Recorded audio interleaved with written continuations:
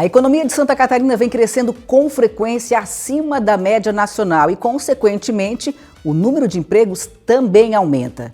A renda no estado é uma das mais altas no país. No programa de hoje vamos entender por que Santa Catarina apresenta números tão positivos, os reflexos disso e os desafios para o futuro. Tudo isso e muito mais a partir de agora, aqui na TV AL.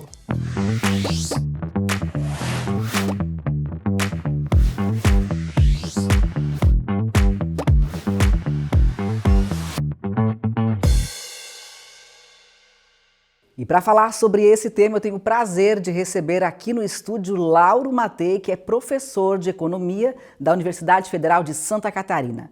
Professor, muito bem-vindo ao Vamos Conversar. Obrigado pelo convite, é um prazer estar aqui e espero poder contribuir para a gente entender melhor o que está acontecendo em Santa Catarina. Fazer um mapeamento da economia do estado, não é verdade? Exatamente, eu coordeno o núcleo de estudos de economia catarinense na universidade, né? E a gente acompanha todos os movimentos da economia de Santa Catarina. O senhor está completando aí o quê? 25 anos de Universidade Federal de Santa Catarina? Na UFSC, esse ano de 2024, eu completei 25 anos de professor no Departamento de Economia. Estudando economia do nosso estado. Olha que privilégio ter o senhor aqui. A gente vem fazendo um trabalho mais sistemático, inclusive com publicações mensais, sobre o que acontece em cada setor da atividade. Então isso ajuda bastante a gente entender o todo da economia. Muito bem. E aí a gente sabe então que Santa Catarina vem despontando no cenário nacional quando se fala em economia, e já não é de hoje, né? E o que os dados mostram, professor?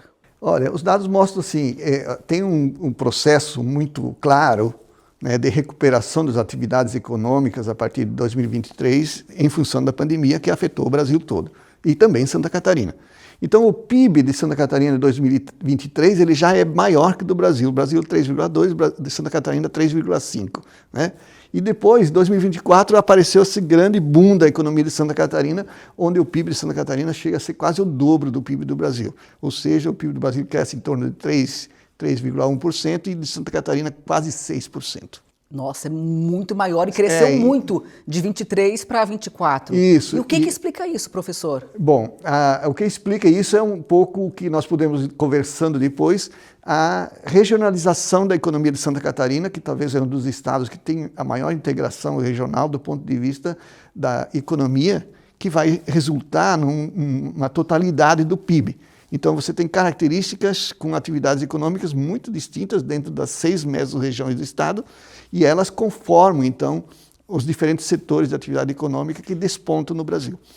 Então nós temos essa regionalização que impacta positivamente no desempenho da economia. Sim. Como é que se dá essa regionalização? Faz um mapeamento para a gente entender melhor. Eu vou ter que tentar fazer uma síntese, porque isso é um processo histórico bastante longo, né? Mas noção, né? Basicamente é assim, no sul de Santa Catarina você tem uma proporção muito forte de uma trajetória da indústria carbonífera, depois se transforma na indústria de cerâmicas, que é o polo articulador de um conjunto de polos industriais, indústria de plásticos, indústria de cerâmicas, etc, etc. No norte de Santa Catarina você tem o núcleo duro da indústria de Santa Catarina, que é a indústria de máquinas, equipamentos, motores elétricos, sobretudo na região de Joinville, Jaraguá, Porto São Francisco. No Vale do Itajaí, tradicionalmente, a indústria têxtil, né, que mesmo com os problemas ela enfrentou, mas ainda ela continua forte, sobretudo na região de Blumenau, Brusque, etc. E nessa região do Vale do Itajaí tem uma sequência maior, inclusive por causa da influência do Porto de Itajaí nessa região. E no oeste de Santa Catarina você tem o grande polo da indústria de alimentos, né? Sobretudo de suínos, de aves, né? O Planalto de Santa Catarina é uma diferença, né? Que é uma região talvez que menos tem contribuição no PIB do estado, embora nos últimos anos você tenha a incursão da indústria de celulose, né? Em alguns municípios que começou a realocar e levantar de novo a economia da região, que é uma economia bastante estagnada ainda em relação às demais regiões do estado. Nós vemos aí, né, um estado que ocupa pouco mais de 1% do território nacional, ou seja, um estado bem pequenininho, né, e é um gigante na economia, como o senhor falou aí, né, com uma economia bastante diversificada. A gente tem que entender esse processo da economia de Santa Catarina no contexto da economia brasileira, né? Então, a economia brasileira, você tem um epicentro muito forte no sudeste e no sul do país, né? Então, quer dizer, a máquina que move a economia do Brasil são esses 7 estados, né? Juntos, eles respondem por quase 70% do PIB do país, ou até mais, às vezes. E aí a conexão da economia de Santa Catarina, sobretudo com São Paulo, Rio de Janeiro e Minas Gerais, é muito grande. Além do que é conectado também com o Paraná e com o Rio Grande do Sul. Isso propicia, então, aquelas coisas que a gente chama de os efeitos irradiadores, né? Porque você tem uma economia próxima, onde você consegue produzir e alocar essa produção e ter mercado para essa produção, né? E isso é muito importante para vários setores da atividade econômica, por exemplo, se destaca sobretudo na região os primórdios da região de Joinville, Jaraguá, a conexão dessa indústria como uma indústria que sempre esteve atrelada ao complexo automotivo do Brasil e que depois ela foi se desenvolvendo para outros caminhos, mas a indústria de máquinas, motores e equipamentos, seja elétricos ou outros mecânicos, ela tem toda essa história da sua presença atual extremamente forte na economia de Santa Catarina, dada a sua origem conectada com a indústria brasileira. Então, uma coisa que é importante entender em Santa Catarina, que muitos setores despontam positivamente no cenário estadual, mas eles têm muita conexão com a economia brasileira. E, sobretudo, no centro-sul do país. Não é isolado, né? Isso, exatamente. Há uma conexão. Então, por exemplo, efeitos que ocorreram na abertura comercial nos anos 90, eles atacaram alguns problemas de setores industriais, tipo a indústria têxtil, mas que também tiveram efeito em Santa Catarina, né? E outros efeitos positivos, você tem, então, grande apoio na indústria alimentar. Aí Santa Catarina desponta, né? Um dado que é bastante relevante, né? Do peso de Santa Catarina nessa área é a indústria de alimentos. Por exemplo, se você olhar todas as exportações de carne de suíno do Brasil em 2024, 51% saíram de Santa Catarina. Se olhar todas as exportações de frango do Brasil, em 2024, 26% saíram de Santa Catarina. Lembrando que o estado é o maior produtor e exportador de suínos do Brasil e o segundo em aves, né? Isso, o segundo em aves, que é o Paraná, um pouco houve o deslocamento, mas ainda está no centro-sul. Rio Grande do Sul, Santa Catarina e Paraná respondem por mais de 70%. Né? Então, isso caracteriza aquilo que a gente chama de uma regionalização produtiva, não na mera questão geográfica de regionalização, mas desse processo de integração da produção, seja no setor primário, no setor secundário, no setor terciário, que vai, de alguma forma, colocando, então, a economia de Santa Catarina num cenário muito positivo. O senhor traz a diversidade como um ponto bastante positivo e que certamente ajuda a diferenciar Santa Catarina dos demais estados. E que outros fatores também contribuem para que Santa Catarina se diferencie? Eu acho assim, vendo um pouco o movimento recente da economia de Santa Catarina, a gente vê 3 pontos centrais. Por um lado, essa estabilidade geográfica da economia, que você não tem, por exemplo, uma concentração expressiva, como ocorre em outros estados, tipo São Paulo, né, que tudo concentra, né, a indústria é toda concentrada no São Paulo, a grande São Paulo. Né. Santa Catarina tem essa característica, né, de essa diversificação regional com indústrias importantes, setores primários importantes, né, produção primária também é importante em Santa Catarina, que se diga de passagem.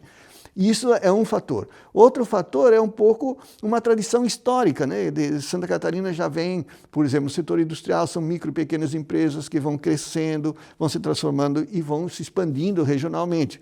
E virando, inclusive, multinacionais, que é o caso da WEG, né, de Jaraguá do Sul, que hoje está no mundo, é uma das grandes empresas do mundo. Né? Exporta 60% do que produz. Do que produz, sobretudo motores elétricos nessa área. Né? Então, essa é uma característica importante, porque você tem uma estabilidade no Estado muito forte em termos de geográficos, com essas produções, mas, ao mesmo tempo, também uma dinâmica de articulação da produção. Por exemplo, você tem portos chaves na logística, né, que é importante, um outro aspecto importante. 5 portos, né? E aí você tem uma estrutura de logística muito importante que também ajuda esse movimento econômico de você ter uma produção e ter do lado a estrutura de logística para escoar a produção, seja interna ou externamente.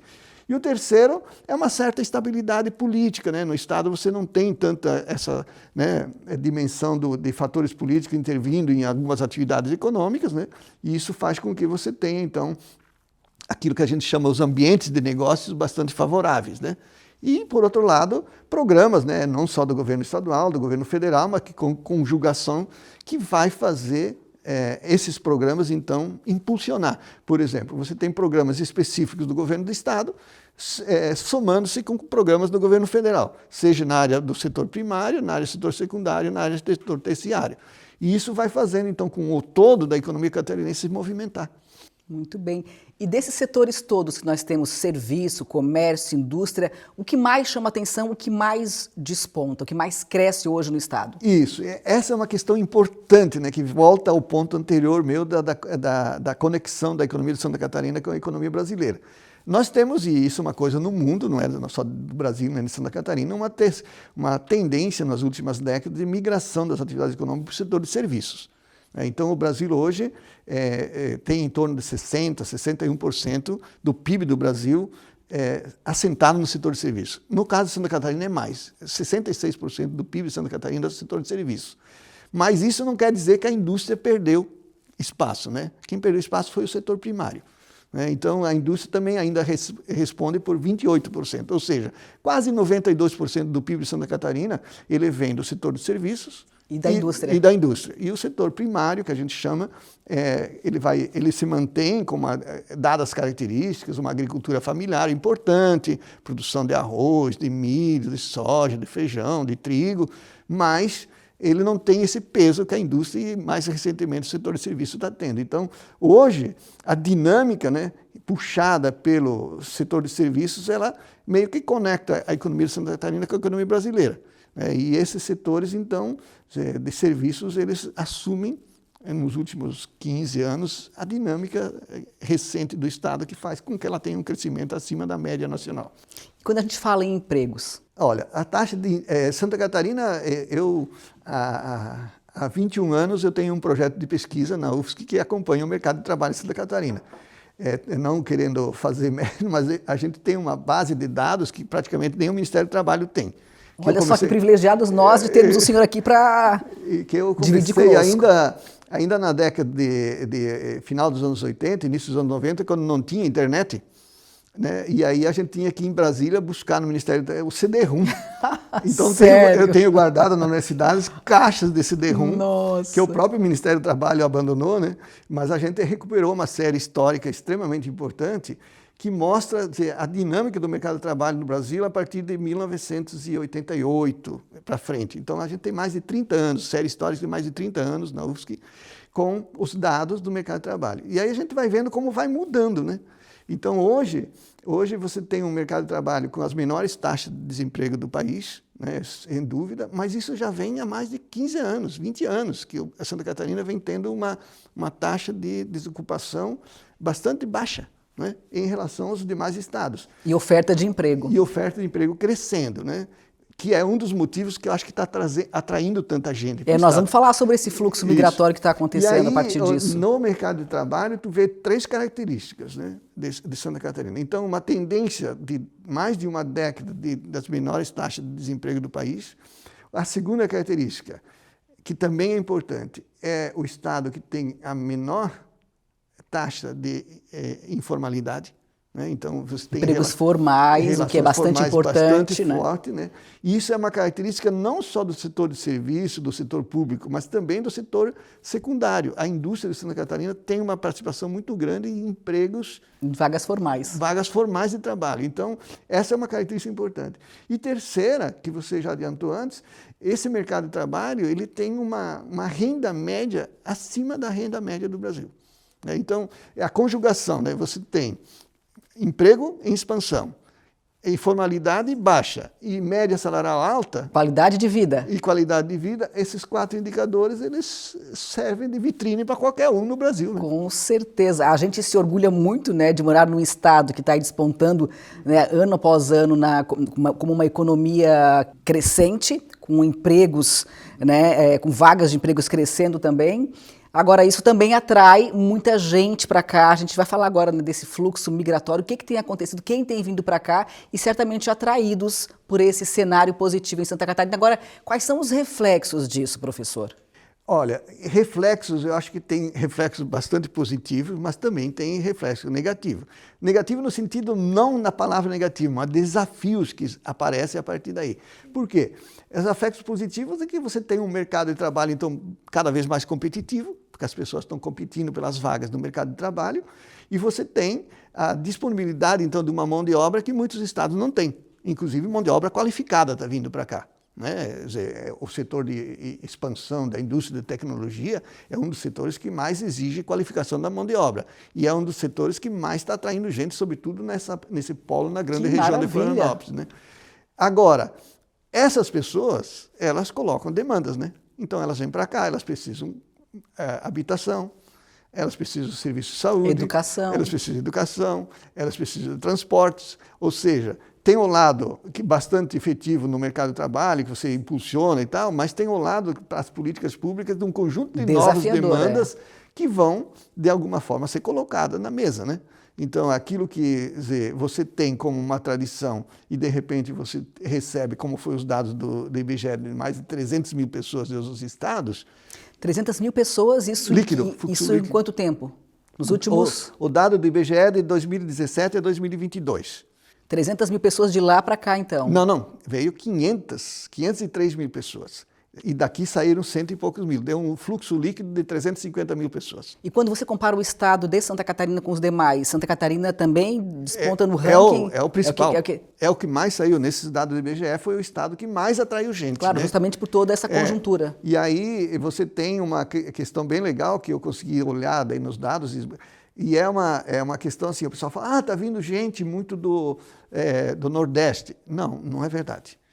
Vem gente do Nordeste, sobretudo da Bahia, da Pernambuco e do Norte de Pará, mas 70% dos fluxos migratórios que vieram para Santa Catarina é do Rio Grande do Sul, do Paraná e de São Paulo. Olha isso. Rio Grande do Sul, sobretudo, 30%. E deve ser muito mais agora, porque o dado é de 2022, com as enchentes de 2024, deve ser maior esse dado.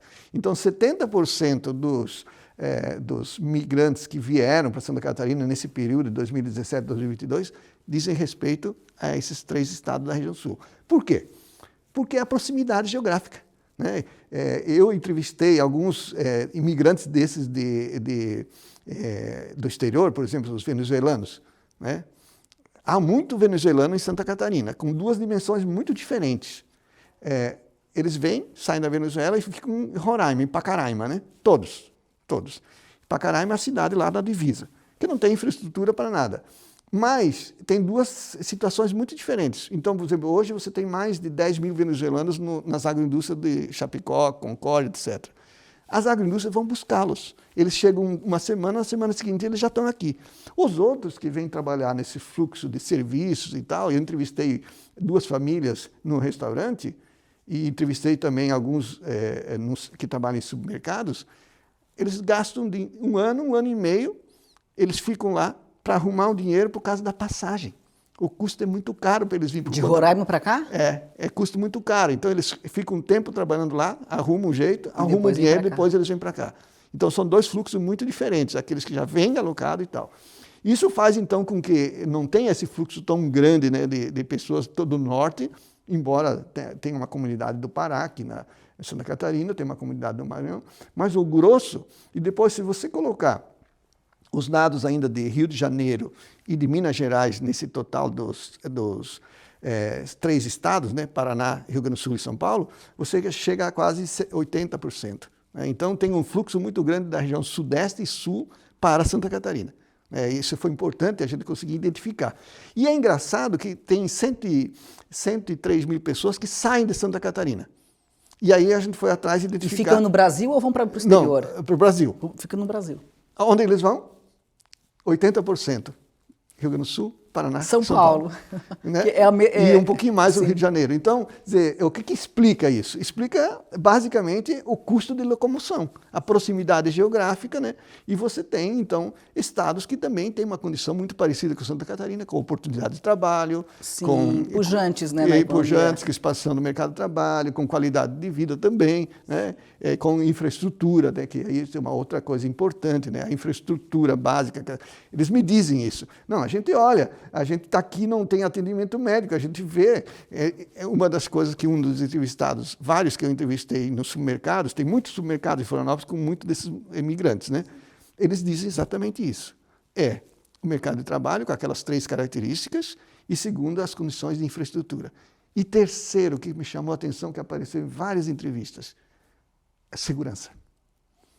Quer dizer, eles olham para o índice de violência, eles falam assim, nosso estado, índice de violência, aí a gente olha para cá, parece um oásis, né?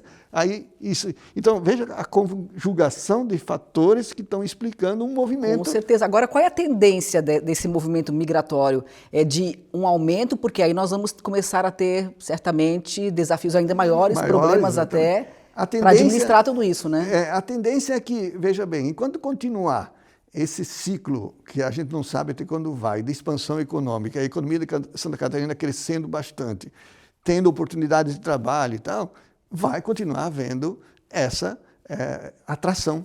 Porque é natural. A migração ela é explicada historicamente, ela é explicada por 2 fatores, né? Aquilo que a gente chama os fatores de expulsão e os fatores de atração. No caso de Santa Catarina, você não tem muito fatores de expulsão. Não. Já teve, nos anos 80, nos anos 90. Mas temos aí vários de atração. A atração é o que move as pessoas. E, sem dúvida nenhuma, esses 3 elementos eles aparecem em todas as entrevistas que eu fiz. As condições do mercado de trabalho, com baixa informalidade, nível de renda boa, etc. As condições de infraestrutura, por exemplo, sobretudo na área de serviço, na área de educação, saúde e tal. E que surpreendentemente apareceu para mim a questão da segurança. E todos eles que eu entrevistei, eles mencionam a questão... Sim, especialmente quando vem com família, né? Exatamente. Buscar um lugar seguro para a família, para criar os filhos. Que né? quando tu olha, né, claro, um paulista que eu entrevistei, ele falou, é um inferno viver, ele usou essa expressão, era um inferno viver lá, aqui parece que eu estou no céu. Né? Então, eu não tinha atentado muito para esse terceiro fator, né? Porque a gente Mas ele olha aparece bastante. Porque não é um fator muito ligado às questões econômicas, né? Essa é uma questão social, né? Então, as condições sociais de Santa Catarina, porque a gente fala muito de economia, né? Mas as condições sociais de Santa Catarina também, tu olha para os índices, IDH, um dos maiores do Brasil, quer dizer, a mortalidade infantil a menor do Brasil. Tu começa a olhar os indicadores sociais, eles dão um contexto que não tem como não ser um fator de atração. Ainda mais atrativo. Exatamente. Agora, a gente continuando falando aí sobre desafios, um desses é lidar com esse número grande de pessoas que têm vindo para cá, né, oferecer aí as necessidades básicas para essas pessoas. E o que mais nós temos de desafios na economia catarinense? Olha, em termos econômicos, eu acho que tinha um desafio e agora, recentemente, com a tarifa do Trump, tem outro, né? Mas o primeiro desafio, talvez, de Santa Catarina em termos econômicos é como você consegue conjugar essa questão setorial de cada vez manter ou conseguir manter no meio rural uma população ainda para segurar o setor primário. Porque o que a gente está vendo é que o setor primário ele está... Então, por exemplo, hoje, as agroindústrias do Oeste, entrevistando eles já estão reclamando muito que eles não têm mais produção de milho suficiente, não tem mais produção de o soja, né, que faz a ração para os animais. Né? Então, você está tendo um problema no setor primário, que é o desafio de como você manter no campo os jovens. Manter essa produção primária necessária para um complexo... Para alimentar porque Santa Catarina alimenta Santa Catarina, o Brasil e exporta. O mundo, né? E aí, para você manter esse setor primário, esse é um desafio muito grande, né? Porque eu entrevisto muitos jovens também que migram. Eles falam assim, tem muitas cidades, né, que você não tem o que fazer. Quer dizer, você termina, no máximo, tem cidades que no máximo tem ensino fundamental. Aí os jovens vão embora. Então, tem um estudo do pessoal da USP, na região oeste de Santa Catarina, que eles chamam assim, o envelhecimento da população rural, que é eminentemente pessoal do setor primário, né? que não tem a sucessão. A agricultura familiar tem muito essa característica, né? Você tem que ter a sucessão, né? E está quebrando um elo aqui dos jovens, estão abandonando, né? Estão indo embora. Então esse é um problema, um desafio muito sério, que já há mais de 20 anos vem se discutindo em Santa Catarina, se discute isso, do que fazer, né? Então o governo, até, por exemplo, teve uma coisa importante que surgiu no oeste de Santa Catarina, que foi aquilo que foi a virada do século XX para o século XXI, que é um trabalho importante, e aí diga-se de passagem pelo papel importante da IPAGRE, de fazer a reestruturação produtiva, né? Então, muitos agricultores que eram integrados à Sadia, da Perdigão, seja em aves, suínos, eles abandonaram essa atividade porque eles não tinham a infraestrutura necessária e passaram a produzir leite.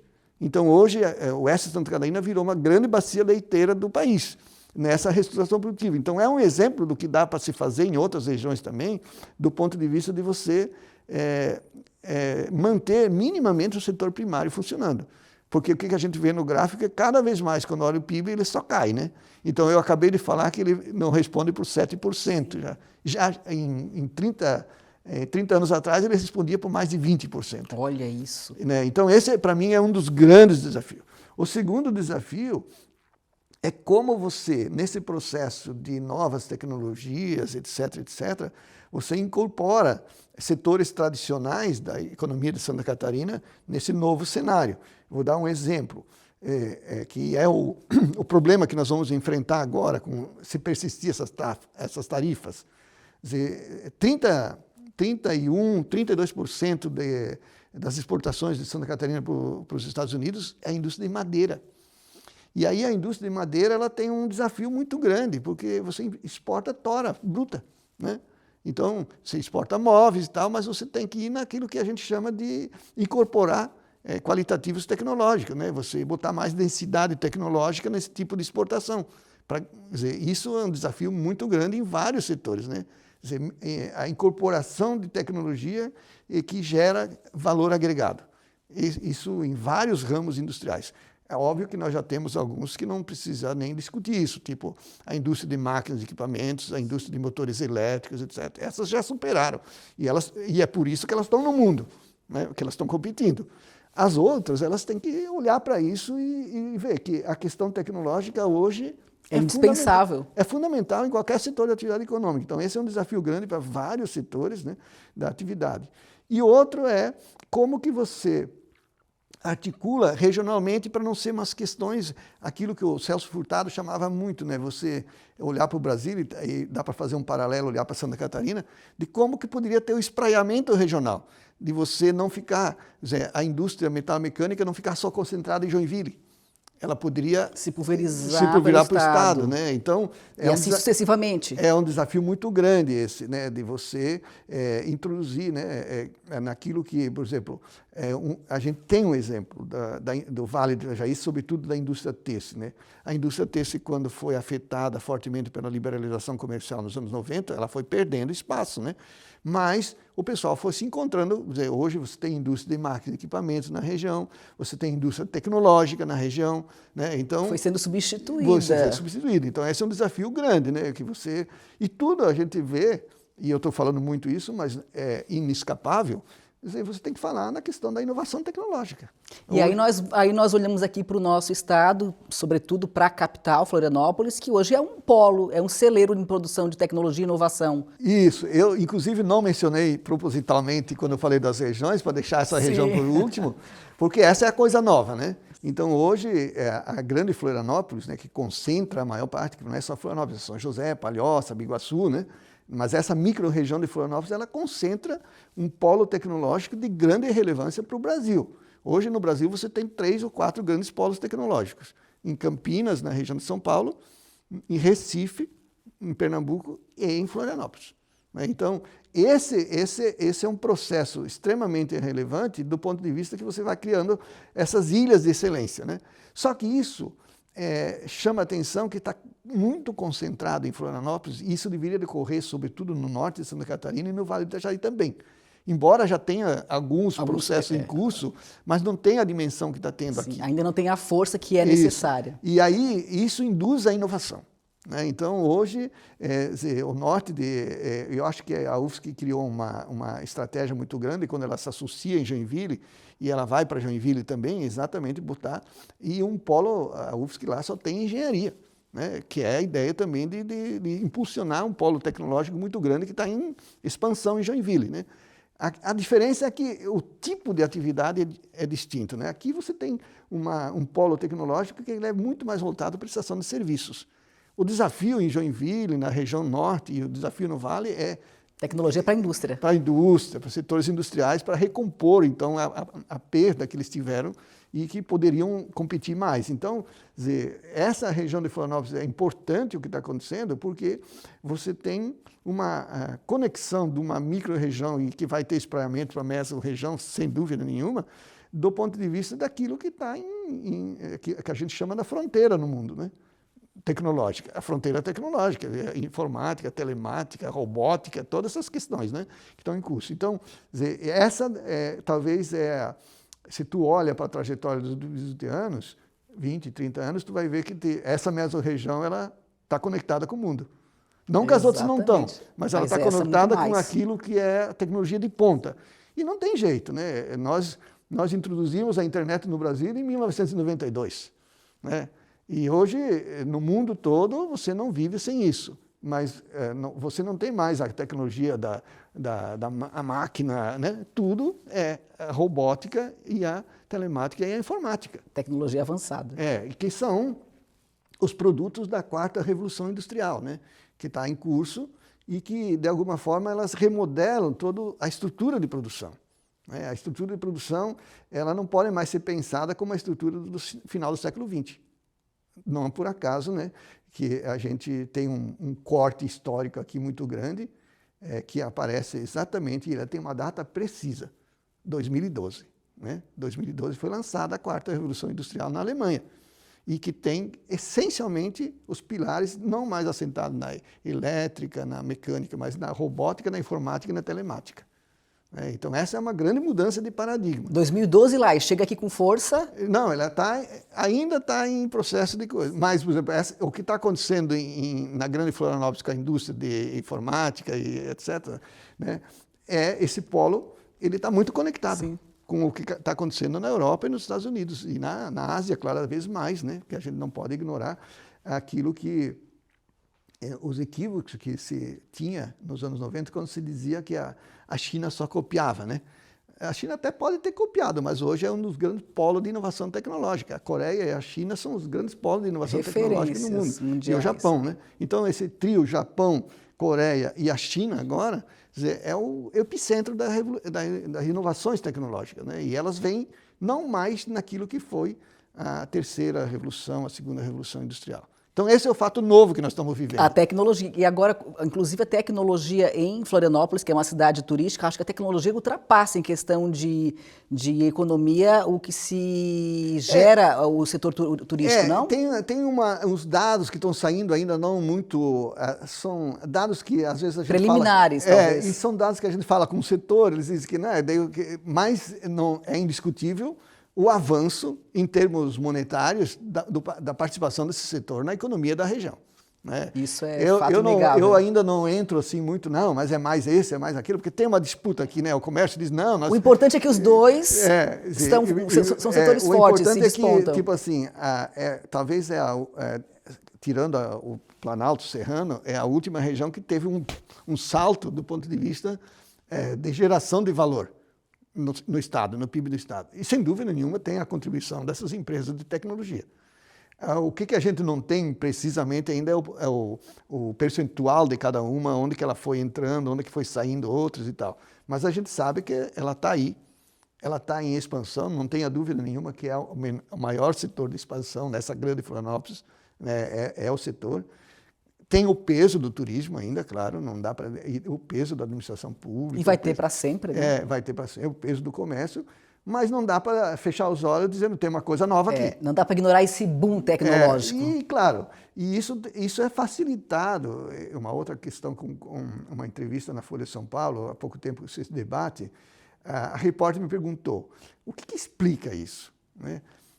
Obviamente, quando tu olha, e essa pergunta me deixou meio assim, porque eu também não tinha muito ainda noção, mas depois, quando eu fui olhar o que aconteceu em Recife, o que aconteceu em Campinas, o que está acontecendo em São Paulo também, sempre você vai ter uma grande universidade por trás.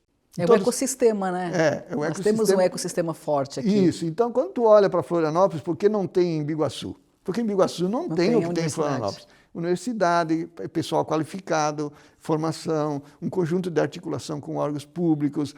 Então, hoje, o Polo Tecnológico de Florianópolis, ele decorre muito do quê? De uma universidade federal e de uma FAPESC, a Fundação de Pesquisa do Governo do Estado. Que apoia completamente esse desenvolvimento, que então, permite isso, né? Com isso mostra, então, e tudo mais, aquilo que é muito discutido em outros países, que é a função primordial do papel das políticas científicas e tecnológicas, seja elas públicas ou privadas, mas elas precisam existir, né? De tal forma que você tem, então, por trás, se você vai olhar os cabeças que estão nessas startups, nessas empresas todas vinculadas à energia, muitos deles passaram pela UFSC, muitos passaram pela UDESC, muitos passaram com projetos na FAPESC, etc, etc. Isso é o que faz esses polos crescer. Então, nenhum polo, se você olha para as experiências do mundo, por exemplo, olha para o Japão. O Japão sai destruído da Segunda Guerra Mundial em 1945. E em 1980 ele assume a segunda posição do mundo. Bom, quando tu olha para esse exemplo, tu vai ver o quê? Em 1969, e começou em 1970, o Japão criou o MIT, Ministério da Inovação Tecnológica e Informação. E ele selecionou 12 setores chaves da economia japonesa para dizer assim, vocês vão ter 10, 15 anos de isenção de qualquer tributo, mas vocês têm que inovar tecnologicamente. E aí colocou o Japão lá na... Então, o que nós estamos fazendo no Brasil? No Brasil nós estamos perdendo um pouco isso, né? Porque quando tu olha para o orçamento geral da União, em termos de Ministério de Ciência, Tecnologia e Inovação, é pequenininho, né? Vamos dizer, proporcionalmente ao PIB do país, o que nós investimos... É um baixo investimento em tecnologia, no que deveria, pelo contrário. Tecnologia, mas isso já vem há mais de 30 anos, e muda governo, troca governo e a coisa não muda. E isso é um problema. Isso repercute em todos os estados, porque o Brasil, se ele continuar nessa trajetória, ele vai sempre ficar um pouco à parte, né? Porque os países que estão competindo no mundo hoje, a Coreia do Sul é um exemplo fantástico quando você olha, né? Quer dizer, o que era a Coreia do Sul nos anos de 1960? 70% da população analfabeta. E hoje é um boom do mundo, mas é o quê? E aí, quando tudo é prioridade de investimento, né? Então, por exemplo, nessa área, quando tu olha investimento em ciência e tecnologia, tu olha, não vamos falar da China e dos Estados Unidos, porque não dá para comparar, mas dá para comparar com a Coreia, porque a Coreia, a proporção do PIB é muito parecida com o Brasil. Você vê que a Coreia investe em torno de 35% do PIB em ciência e tecnologia. O Brasil investe 14%. Então, faz a diferença... Menos que a metade. E faz a diferença onde? Onde o mundo está se movendo. O mundo não está mais se movendo no carro com marcha. Não. Ele está se movendo com carro elétrico, né? Já é o presente, não é nem o futuro, né? Então, o mundo está se movendo, eu falo muito isso, por quê? Porque isso mostra o nosso passado, né? Que foi um passado escravocrata atrasado, foi um passado de uma industrialização muito dependente, e foi um passado recente que você não tem muito investimento em ciência e tecnologia. Isso faz diferença em relação aos outros países do mundo, né? E a América Latina é muito, muito comum isso. Praticamente não é um caso só do Brasil. Praticamente todos os países da América Latina têm baixo investimento em ciência e tecnologia. Infelizmente. Infelizmente. E isso vai ser determinante para o futuro. É determinante para o futuro, né? Você competir mundialmente, né? Então, hoje você Há que se rever isso urgentemente, então, professor, né? Um dos desafios, e isso não é só de Santa Catarina, é do Brasil todo, mas rebate aqui, né? Então, você consegue ainda ter, tipo, eu chamo assim, uma ilha de excelência, porque ela não tem espraiamento para o estado todo o que está acontecendo em Florianópolis, ou na micro-região de Florianópolis. No fundo, virou uma ela é ilha localizado e com pouco espraiamento para a economia do estado como um todo, né? Seria necessário polos dessa tecnologia em todas as regiões do Estado. Eu lembro que há uns acho que no último governo do Colombo, de 2014, 2018, ele tentou, havia esse planejamento, mas que não ganhou corpo, porque eu lembro que eles tinham proposto construir 10, 11 polos tecnológicos isso aí, exatamente no estado de Santa Catarina. E hoje, praticamente, você não tem nenhum, né, do ponto de vista de incentivado pelo governo do estado e tal. E acho que aquela iniciativa, eu lembro muito bem que eu participei de um seminário lá em 2014, 2015, que foi o segundo mandato do governo Colombo, com Pinha de Moreira, e aparecia uma das prioridades essa questão de você construir 10 ou 11 polos tecnológicos no interior do estado. Eles tinham outro nome, mas a questão era essa mesmo. E depois isso foi se perdendo na agenda, veio a pandemia, ficou e não se recuperou mais. Então, o desafio de Santa Catarina, em termos estritamente econômicos, além do que já tem, é esse novo, né? Que isso é o novo. Isso, e não dá para ficar para trás. Porque é um caminho sem volta, né, professor? Caminho sem volta. É um caminho sem volta. Agora, a nossa entrevista ela vai se encaminhando para o final, mas antes eu queria ainda ouvir do senhor. Então, qual a previsão, né, da economia? Ela se mantém assim esse ano que vem? Dá para fazer uma previsão? E outra coisa, qual é o impacto disso tudo na vida do cidadão? Claro que o senhor falou aí, né, geração de emprego e tudo mais, mas vamos aprofundar um pouquinho, né? O que é essa economia pujante, diferenciada, que cresce cada vez mais, reflete no nosso dia a dia, no dia a dia de cada um dos cidadãos? Eu acho assim, do ponto de vista das perspectivas, né, a economia brasileira sempre ela funciona, né, tem uma expressão que os economistas usam, que é o voo da galinha, né? Já não sei se vocês viram essa expressão. Não. O voo da galinha é porque as economias, por exemplo, a chinesa ela tem o voo do pavão, né, que ele vai embora, né? E a galinha, dada a questão física, ela tem um corpo muito grande, ela pesa, ela voa pouco. O voo dela é pequeno. Então, a economia brasileira, desde os anos 70, ela é considerada como uma economia que tem ciclos do voo da galinha, ou seja, eles terminam rapidamente. Ai, que triste. Eles terminam rapidamente. Então, essa é uma espécie que a gente fala muito mais do geral, para não ficar falando o voo da galinha, porque o voo da galinha é sempre curto. Né? Então, nós estamos tivemos um ciclo relativamente grande, depois veio a crise de 2008, aí veio um pouquinho, um ciclozinho, depois veio a crise de novo, e assim a gente vai. Agora, a gente está num processo pós-pandemia de recuperação, dado que, claro, a pandemia ela afetou todos os países do mundo, todas as economias. E economias como a nossa foram fortemente afetadas, por várias razões, mas ela está se recuperando bem a partir de 2022, 2023, 2024. Mas já há indícios muito claros de desaceleração, sobretudo na indústria. A indústria de Santa Catarina não apareceu isso, mas a indústria do Brasil já apareceu nos últimos dados do IBGE de 2000, a passagem de 2024 para 2025 já começa a mostrar um pouco a tendência de queda, desaceleração. O que sustenta ainda esse movimento é que o setor de serviços ele ainda se mantém em expansão. Como ele é o setor que mais pesa no PIB, ele vai segurar mais um pouco, né? E isso vai depender, por exemplo, no Brasil vai depender muito ainda da conjuntura econômica, porque o setor de serviços ele é muito atrelado ao consumo das famílias, né? Consumo das pessoas.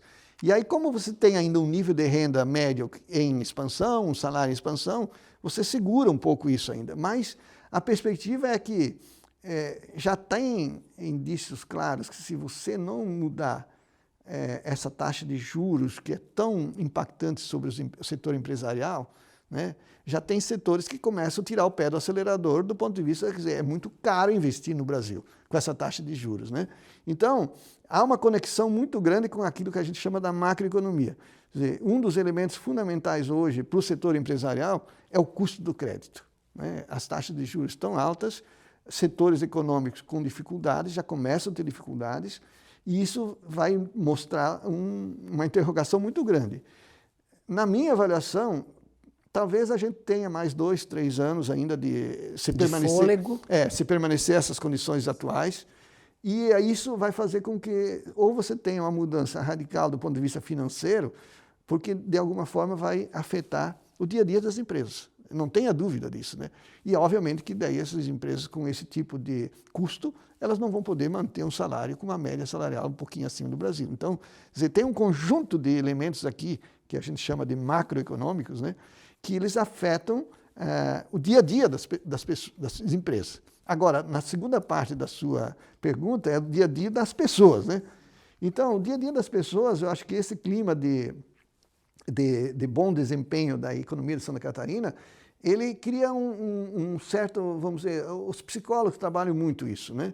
O psique do mercado, né? Quer dizer, do dia a dia, né? A pessoa não... Por mais que a gente veja, às vezes, assim, alguns comentaristas, sobretudo econômicos, né? Jornalistas também, eu às vezes fico assim, pô, como é que eles estão... Muito pessimistas, né? Quando tu olha para os dados não são tão pessimistas assim. Tu olha para os dados de Santa Catarina, é muito favorável, muito bons, né? Então, e esse elemento, eu acho que ele atua psicologicamente para as pessoas, no sentido de como rebate sobre as pessoas, que é um pouco a tua pergunta, né? A outra é que, por exemplo, a pessoa que... e não é só quem migra. Eu vejo que uma outra parte que a gente estuda no mercado do trabalho é aquilo que a gente chama o fluxo interno dos mercados de trabalho, né?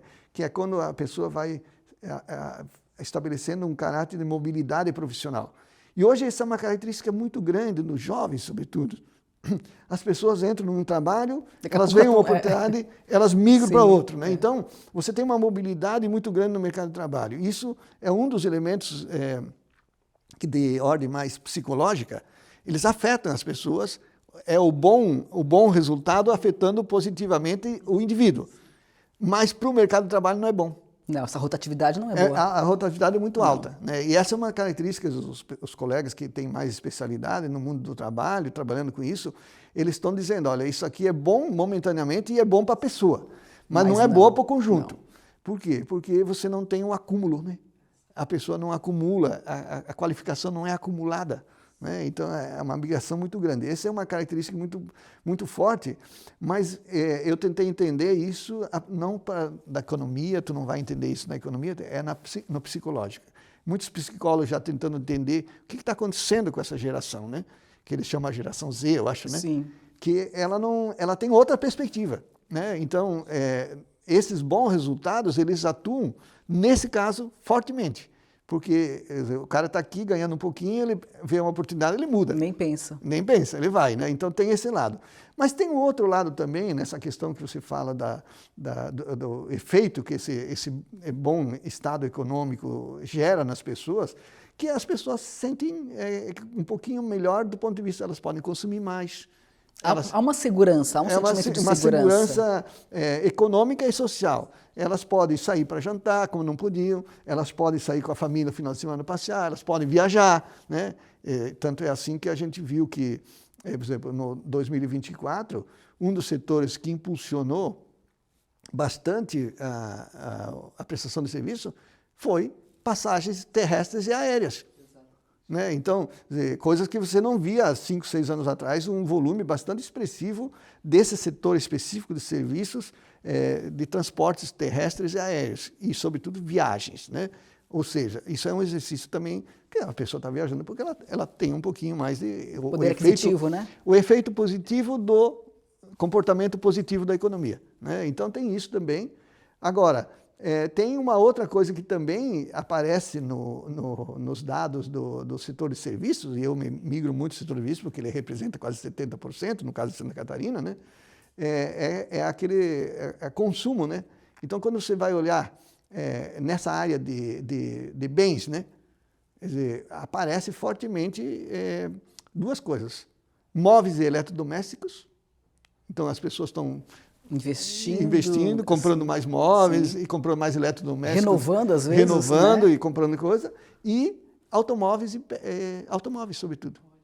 São os dois setores importantes que nos últimos anos eles tiveram um crescimento muito grande. Apareceram bastante na questão além daqueles que já existem, o cara vai buscar, né? Tal. Então, as coisas normais do setor de serviços, de bens familiares.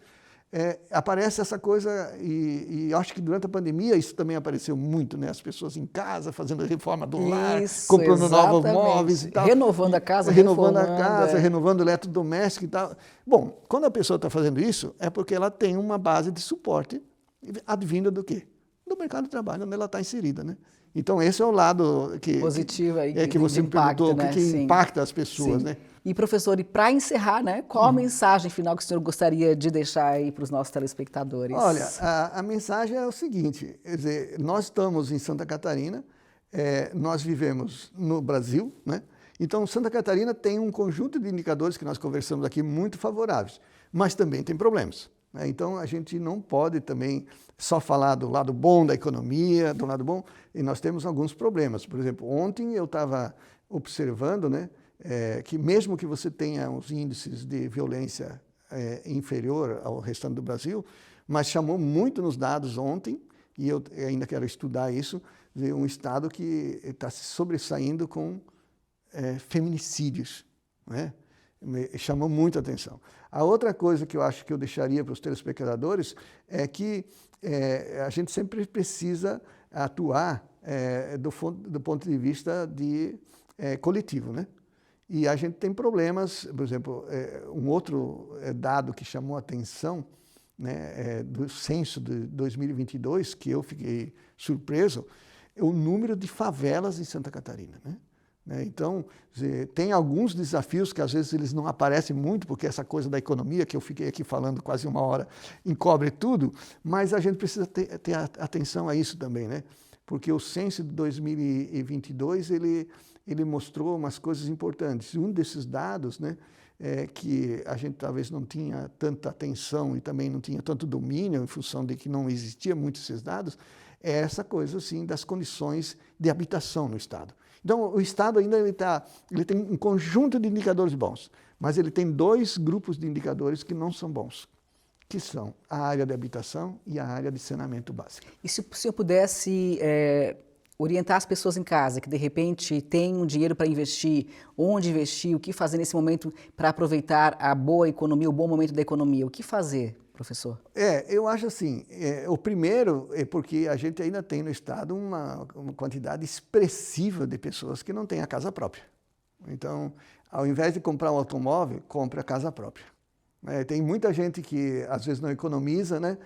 Vou comprar um carrinho e tal. Não, o carrinho é bom e tal, mas a casa própria é mais importante, né? E é um dado importante, né? Em Santa Catarina ainda você tem uma parcela expressiva das pessoas que não têm a casa própria, né? Então, eu acho que o futuro de cada família, eu acho, ter o seu lugarzinho para morar, né? Faz a diferença. Faz a diferença, né? Então, esse é um aspecto. E outro aspecto é apostar isso na qualificação das gerações futuras. Eu acho que nós vamos viver num mundo onde que cada vez mais isso vai ser cobrado. As gerações futuras precisam estar preparadas, né? E aí aqueles que podem e aqueles que não podem buscar ajuda do poder público, mas não deixar as crianças fora da escola, sobretudo as crianças. Capacitação, qualificação, educação. Esse é o melhor investimento que existe. Isso. Quer dizer, não adianta você não ter sequer o ensino fundamental completo e ir no mercado de trabalho. Não tenho nada contra as pessoas porque elas não tiveram oportunidade, né, de talvez não ter o ensino completo. Mas mostrar que o mercado de trabalho hoje ele já tem um corte, e é impressionante isso, né? Se você chegar e dizer tem mercado, não tem o ensino fundamental completo, você não entra nem disputar, né? Então, a qualificação, a educação e melhorar. E uma coisa que me chama a atenção, aí eu acho que tem que analisar com mais profundidade, e essa é uma responsabilidade muito grande dos órgãos do Estado, dos municípios, o desempenho dos seus alunos. O último ENAD, que é o Exame Nacional do Ensino Médio, Enem, ele mostrou problemas sérios em Santa Catarina, na educação fundamental e na educação básica. Então, esse é um desafio inadiável, né? Quer dizer, você olhar para o ENAD, olhar para as regiões onde que o desempenho está sendo fraco e tentar fazer alguma coisa, não esperar o próximo ano, no próximo ENAD, né? Porque o ENAD mostrou que tem uma diferença muito grande no interior do estado. A capital, o interior... Há uma disparidade, né? Disparidades, né? É isso que eu chamo de disparidades regionais. E a educação, a saúde também, mas a educação é fundamental porque é o futuro, né? E aí, esse para mim é um desafio que não pode ser tirado da agenda. Porque, por exemplo, quando você olha para os dados do exame de ensino fundamental, do exame de ensino médio, ele destoa os indicadores de todos os outros indicadores que nós passamos conversando aqui de Santa Catarina. Parece que não está falando do mesmo estado. Exatamente. Então, por exemplo, você compara todos os indicadores que nós falamos com o Ceará, por exemplo, vamos pegar um exemplo. Todos de Santa Catarina estão na frente. Aí tu pega a educação, o Ceará está na frente. Né? E eu olhei um pouco isso. Né? Então, esse para mim... Tem que ter uma correção nisso aí, né? Não, e é preciso que aí é questão dos governantes, seja governo do Estado, os governos municipais, olhar para esse problema. Porque aqui está o buraco futuro. Né? Está o buraco futuro de Santa Catarina. Né? Então, e a outra coisa também que é importante é você repensar um pouco a estrutura do sistema de saúde. Né? Eu vi que o governo do Estado está fazendo algumas coisas e tal, mas é comum ainda aquela coisa muito cultural dos administradores municipais, que pejorativamente o pessoal chama de ambulância-terapia. Né? E eu vejo isso todo dia quando eu vou cedo para a universidade na frente do HU. Né? Quer dizer, você chegar na frente do HU e ver ambulância de Dionísio Cerqueira, de 800 quilômetros, ou então lá do extremo sul, né? E isso é no Celso Ramos, é no regional de São José, é no HU e tal. Então, é um desafio muito grande também da saúde, do ponto de vista de que isso meio que estabeleceu uma cultura no Estado, né? E durante a pandemia a gente viu isso, como foi trágico isso, né? Quer dizer, numa situação de pandemia, eu coordenei pela universidade a comissão de acompanhamento da pandemia. E a gente via, né, quando chegou março de 2021, o desespero na região oeste, que tinha que transportar para o Espírito Santo, para o Paraná e tal. Mas é uma questão de infraestrutura. Então, eu acho que tem esses dois grandes gargalos ainda, né? Habitação e saneamento, educação, um olhar mais perto das disparidades regionais e a saúde. E a estrutura da saúde. Acho que esses continuam os desafios que já bastante estão grandes, aí. Eles já estavam Sim. aí, continuam Sim. aí. E se não fizer nada, eles vão continuar daqui 10 anos. Impactando grandemente, negativamente, né? Exatamente. Professor, foi um prazer conversar com o senhor. Obrigada por tanta informação de qualidade, tanta informação relevante, né? Fruto de estudo aí de décadas, né, sobre a economia catarinense. Que incrível. Parabéns pelo trabalho, ainda mais sucesso e muito obrigada novamente. Eu agradeço a oportunidade de estar falando, porque eu acho que é um espaço bom para a gente debater isso com mais tempo, com mais qualidade e profundidade.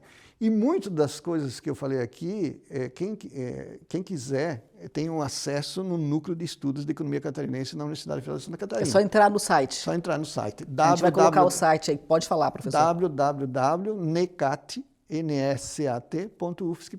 A gente está com as informações ali embaixo, né, direitinho, para você então que quiser acessar esse site para obter informações qualificadas, informações baseadas em estudos profundos na Universidade Federal de Santa Catarina e dados aí sobre a economia catarinense. E nesse site a gente faz duas coisas.